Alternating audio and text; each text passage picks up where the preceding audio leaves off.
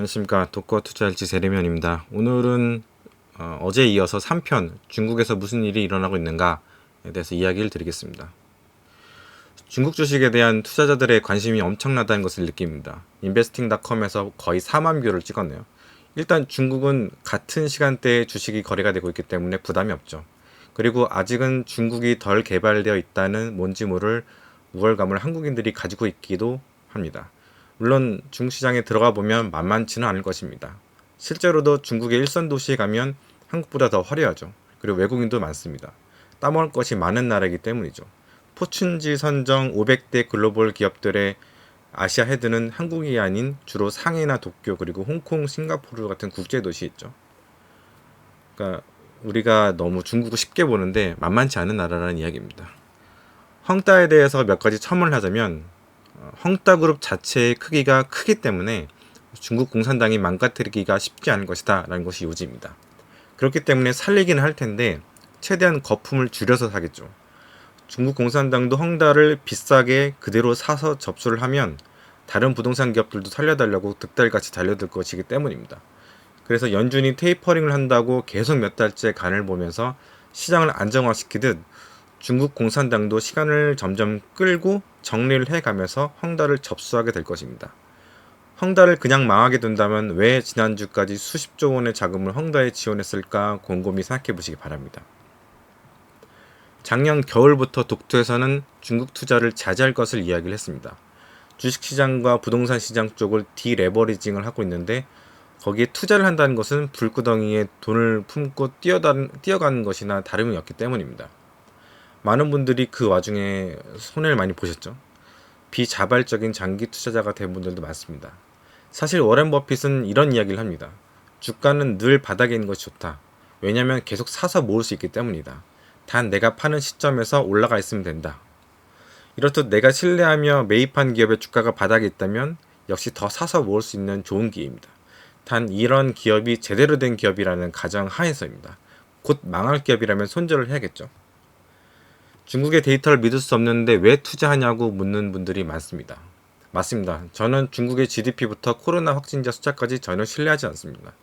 특히나 인구가 한국의 30배가 넘는 나라의 확진자 숫자가 100명이라니, 하루 확진자가 100명이라니 코웃음을 칠 이야기입니다. 다만 확진자 숫자에 취인 봅니다. 얼마나 오르는지 내리는지 하는 정도입니다. 그리고 얼마나 락다운을 지역별로 세게 하는지도 봅니다. 상황이 심각하면 그만큼 세게 하겠죠. 그럴 때는 현지에 있는 지인들에게 물어보기도 합니다. 미국 역시 각 주변에 있는 지인들에게 이야기를 듣습니다. 유튜브를 보면 걸으면서 4K 거리 영상을 찍는 이들이 상당히 많은데 그것 또한 유심히 보는 편입니다. 제가 살던 뉴욕을 보면 마스크를 쓴 이들이 길거리에 별로 없습니다. 그에 반해 근래에 들어서 남유럽 도시에서 올라오는 영상들을 보면 다시 마스크를 착용하는 이들이 조금 늘어나는 것을 볼 수가 있습니다. 아무튼 헝다 문제를 시간을 점점 끌면서 경착륙을 시키려고 하는 것이 중국 공산당의 계획일 것입니다. 분명 쉽지는 않지만 다른 답안지도 별로 없습니다. 사실상 헝다를 파산시킨 것이 제가 볼 때는 중국 공산당입니다. 일부러 파산시킨 것이죠. 왜냐하면 작년 여름부터 거의 헝다를 정조준해서 3 레드 라인이라고 하는 부동산 규제를 시작했기 때문입니다. 건설사의 연간 부채 증가율이 높을수록 제재를 가하는 정책입니다. 그러니까 빚이 점점 늘어난다면 제재를 가하는 것이죠. 국가가 어떤 정책을 실행할 때 그 뒤로 어떠한 파급 효과가 일어날지는 다 생각을 하고 정책을 낼 것입니다. 계획경제라는 중국이라면 더 그렇겠죠. 방만한 경영을 하던 여러 부동산 업체 중 헝다가 대표 타겟이었을 것입니다. 시쳇말로 부도당했다라는 이야기가 딱 어울립니다.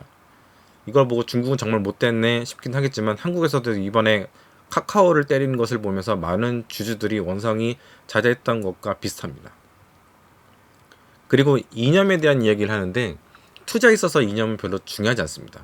이념에 빠진 사람들은 올바른 투자의 결정을 하기가 쉽지 않기 때문입니다. 가령 내가 지지하는 정당이 있고 그쪽이 밀기 때문에 그쪽에 대한 관련된 곳에 투자를 한다거나 또는 어떤 대선 후보를 지지하고 있기 때문에 그에 관련된 관련주를 투자한다는 것 따위의 투자 결정입니다. 사실 이것은 투자가 아니라 투기죠.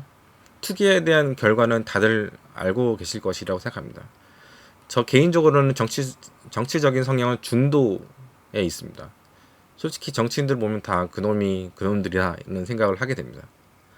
독거 투자 일지를 온라인에 오픈한 지는 대략 7, 8년 정도 되었습니다. 미국 기업이나 정부에 대해 긍정적인 뷰를 설파하면 사람들이 친미라고는 하지 않는데, 중국 기업에 대한 이야기를 좋게 하면 이놈 친중이다 라고 하는 것이 바로 우리네 수준입니다. 굉장히 편중된 시각이죠. 사실 이해는 합니다. 저도 중국에 대한 반감이 많습니다. 사드 사태 이후로 이유 없이 한국의 게임이나 여행 등 업종들을 고사시키고 있죠. 또한 동북공장 같은 이야기도 피가 끓는 이야기입니다.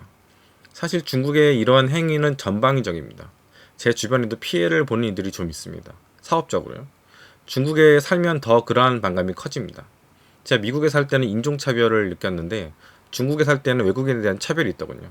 은행에 예금을 하니 외국인은 이자가 없다라는 얘기를 듣고 어안이 벙벙했습니다. 대략 그때 당시 3% 정도를 받을 수 있었는데, 또한 행정에서의 차별은 더 크죠. 당국이나 공안들이 사무실에 들이닥치면 까라는 대로 까야 합니다. 사무실에 소방점검은 왜 그렇게 자주 오는지 정말 이해할 수 없었습니다. 중국에서 비즈니스를 하던 사람들에게 공산당은 약간 깡패 같은 존재일 수도 있습니다. 이러한 경험이 없는 분들이 중국에 대한 반감을 갖는 것은 제가 볼 땐 약하고 그냥 기분인 거죠. 하지만 투자에 있어서 그런 것은 전혀 상관이 없습니다. 왜냐하면 기업에 투자하고 하기 때문입니다. 물론 중국은 공산당이 기업을 관리 감독하는 체제입니다. 뭔가 겐세이가 들어오면 이제 꼬장 부릴 때가 됐구나, 그러다가 시간이 지나면 이제 기간이 끝났구나 하는 유연함을 중국에서 몸소 배웁니다. 일부에서는 텐센트나 여러 중국 기업들은 이제 중국 관리하에 들어갔으니 호시절은 다 끝났다, 그러니 다 손절하고 중국에서 나오라 이런 이야기를 합니다. 바로 캐시우드가 그런 얘기를 했습니다. 하지만 그 다음 주에 바로 중국 주식들을 다시 사더군요. 특히 바이두요. 왜 생각을 바꿨을까요? 한번 생각해 보시기 바랍니다. 이렇듯 미국이나 중국이나 둘 다 제국주의일 뿐입니다. 약소국인 우리는 영원한 친구도 적도 없다는 생각으로 실리를 챙겨야 하는 것이 숙명입니다. 다만 우리가 친미적인 교육을 받았고 그러한 사회적 분위기에서 자랐기 때문에 미국 패권의 세계 질서에 익숙한 편입니다. 하지만 역사를 조금이라도 공부해 본 분들은 아시겠지만 미국은 자국 이익에 도움이 되지 않는다면 가차없이 패를 버린다는 것을 아실 것입니다. 에치슨 선언까지 갈 것도 없이 바로 전에 일어난 아프가니스탄 사태만 봐도 알 수가 있죠. 중국 역시 자국민에 대한 폭력적인 규제라든가 비인권적인 소수 탄압, 민족 탄압을 보면서 우리가 참 이웃나라 운이 없긴 없구나 싶기도 합니다. 옆에 일본도 있죠. 혈압이 오르는 나라죠. 아무튼 시진핑은 1921년 공산당 창당 이후 제국주의의 야욕이 가장 큰 지도자입니다. 친미나 친중 다 의미가 없습니다. 제가 신봉하는 앙드레 코스틀라니옹의 말을 떠올립니다. 돈, 뜨겁게 다루고 차갑게 다뤄라. 중국경제, 이거는 조선일보에서 2021년 4월 1일에 제가 구독하는 신문인데 여기에 나온 기사를 발췌해봤습니다. 중국경제 매체에서는 지난 3월 중국의 올해 성장률은 정부 목표치를 넘어서 8, 9%에 이를 전망이고 2025년이 되면 세계 1위 경제대국이 될 것이다. 위안화 가치가 상승하면 2023년에 추월도 가능하다라는 얘기했고요. 그리고 일본의 경제연구소 데이터를 보면 작년에 코로나 때문에 2028년에 중국의 GDP가 미국을 앞설 것이다 라고 했고요. 영국에 있는 경제경영연구소 같은 경우에는 2028년에 중국이 세계 최고의 경제대국이 될 것으로 예상을 했습니다.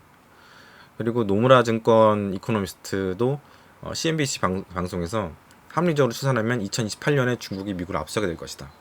그리고 위안화 환율이 강세가 보이면 2026년도에 중국이 미국을 앞설 것이다. 이런 얘기를 했습니다. 이렇게 미국 중심으로 짜인 세계 질서가 점점 중국으로 넘어가고 있는 것이 현실입니다.